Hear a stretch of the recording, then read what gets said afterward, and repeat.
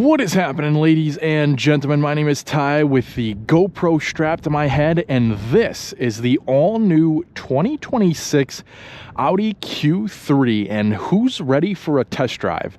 I am so excited to see what this Q3 test drives, drives like on our test drive. First of all, let's do a quick overview on all the features, or I should say some of the features on the exterior. We'll open up a couple doors and we'll get it straight out on the road.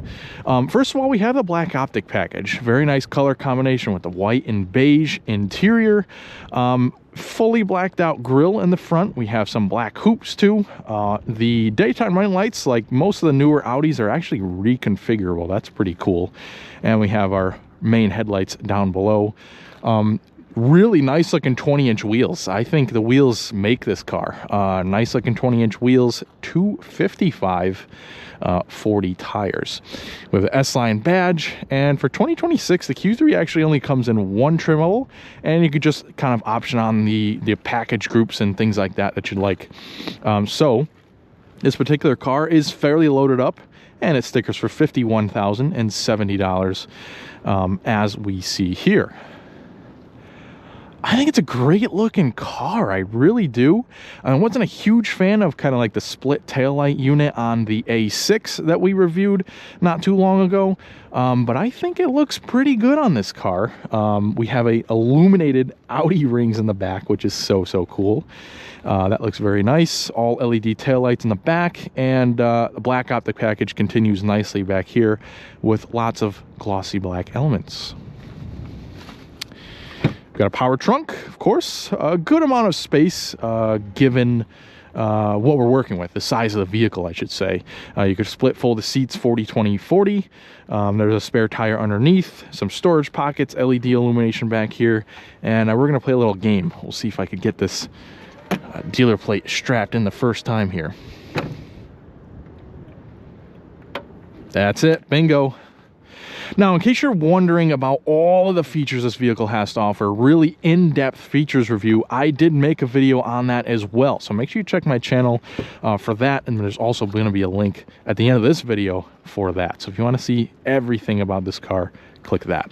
On the inside, again, nice beige interior. I really like the color of this interior. It's not like a really tan beige, it's almost like a grayish beige. Anyways, we got a 12 speaker audio system, good amount of space, just like the trunk, and you also have a third climate control zone back here, so you got your own temperatures. You have two USB-Cs and some air vents.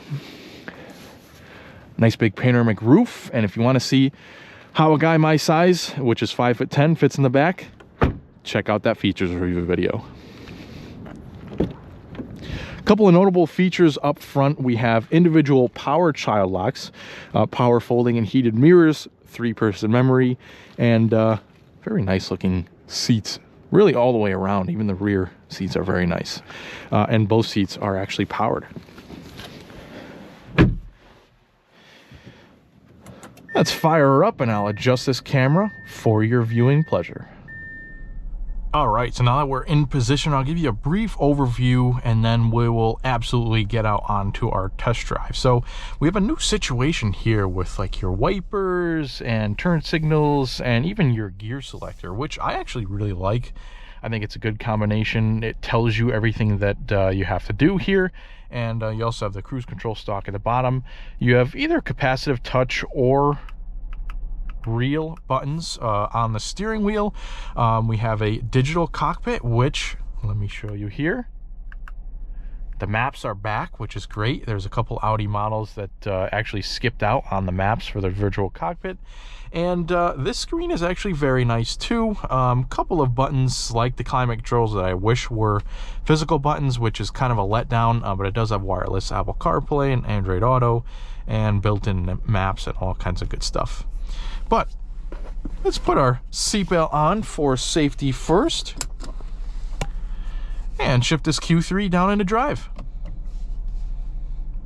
All right, driving the new Q3. Now just kind of shuttling around from parking lot to parking lot, trying to find a good filming location. My initial thoughts are This does have a dual clutch transmission now. So if you're going from an older Q3 to this, it's a completely different transmission. Yes, it's automatic, but it kind of operates in the way that a manual transmission does. You don't shift gears or anything for anybody who's new to a dual clutch transmission, but it has, you know, 2 clutches inside the transmission. So the reason I'm bringing this up is because the dual clutch kind of has this grabbing sensation right off the line, and it can make it a little bit lurchy when you're just getting going. And that is one thing that I did notice. I am used to dual clutch transmissions. I have quite a few vehicles with a dual clutch transmission, but this one seems extra grabby right off the line. So you feel that lurch a little bit more than, say, a Q5 or a A4 or an A5 with a dual clutch transmission, which for somebody that's used to it like me is totally fine. But that is, you know, one thing you might notice when you get in to test drive the vehicle. My other initial thought was, wow, does this drive better than the old Q3? It is light years better to drive than the old Q3. Just the sound alone, it is super quiet. I mean, we have the biggest wheels available on the Q3, which is 20 inches. So you do get a little bit of road noise from those skinnier tires and bigger wheels. But sound insulation is awesome. The one thing I didn't like about the previous Q3 is there was a lot of engine noise, and you know, 4-cylinder doesn't really sound that great, so you don't want a whole lot of engine noise with a car with a 4-cylinder. This takes care of it. This 4-cylinder is very quiet and very smooth. I have to say, very impressed so far. Now, our next turn is going to be onto this back road here, and we're going to put it into dynamic mode, which is kind of Audi's sport mode. We're going to do a little acceleration test here. We'll get it up to 25 miles an hour, and then we'll give it some throttle and see how fast we can get up to speed. And here we go.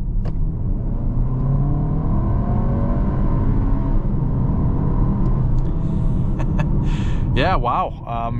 Very impressive acceleration from this new 2-liter turbocharged inline 4. Now, it was told by a reputable source that this is actually very similar or even the same powertrain that the previous generation Q5, A4, A5 had, which is a good thing. I had a 2022 Q5 and absolutely loved the powertrain. It's very punchy. It's got plenty of power at anywhere in the rev range.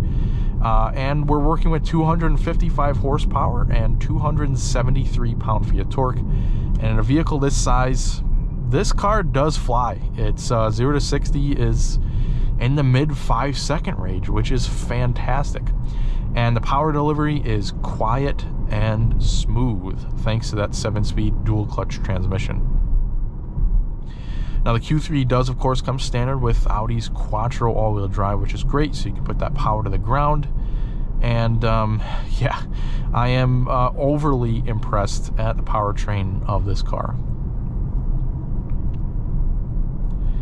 Now, this road we're on has some pretty unforgiving bumps and things like that that need to be worked out after the winter time, but it's a good test to see how the suspension is set up.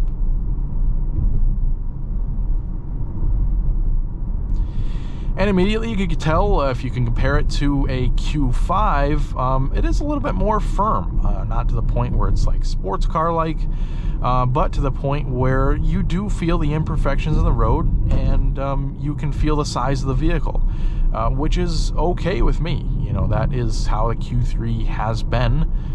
A little bit more of a sporty ride than the Q5, and that's, again, that's totally okay. 20-inch wheels don't make it ride any better, so if you are looking for a smoother ride, maybe spring for the 19-inch wheels. There's a couple of good options there.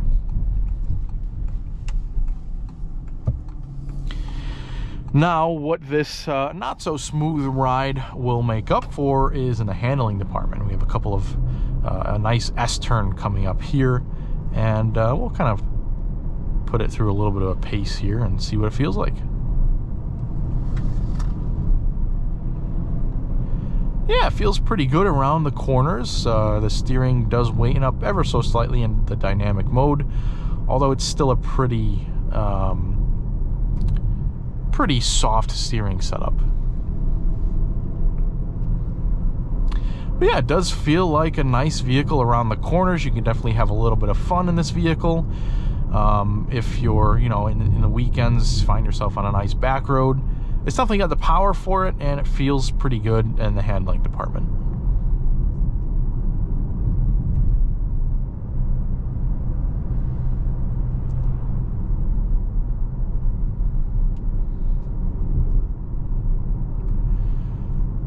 At this point, I'd like to talk about the seat comfort. Now, of course, you know, I haven't been in the Q3 for hours and hours on end, but I have been filming around it since, I'd say I've had this car for 2 hours or so. So I've been in and out of the seat, and it is pretty comfy. The thigh support is good, although it's not adjustable.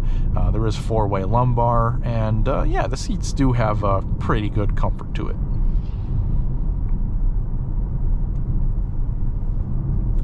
And the steering has a nice ratio to it, so there's a little bit of, I'd say ever so slightly of off-center vagueness, and then as soon as you get to a little bit past where you can see the paddle shifter past the stalk here, it is pretty darty. It's pretty direct steering, so that's good.